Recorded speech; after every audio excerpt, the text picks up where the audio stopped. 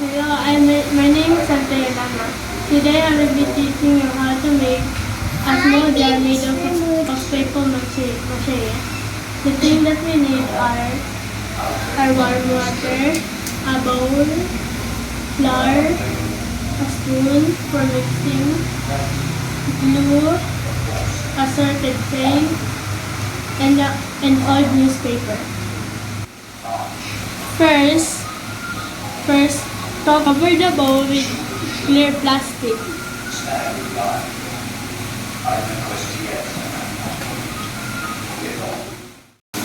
After wrapping the bowl with clear plastic, prepare the mache and use the old newspaper to cut it into strips, like this.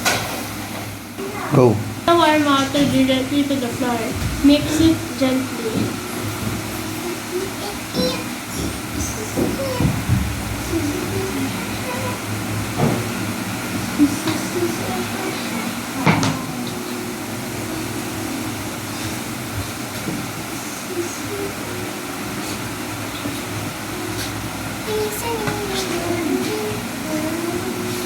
Go.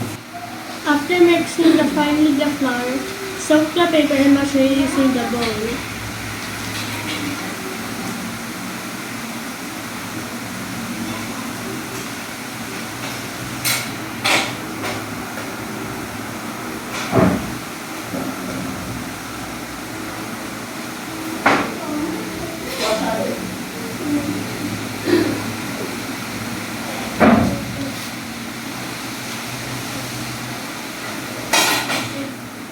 Do this twice in shaping the bowl.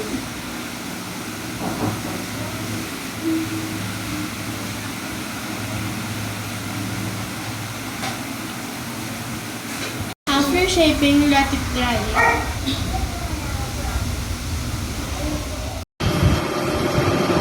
After cutting the edges, paste and art paper as the third final layer.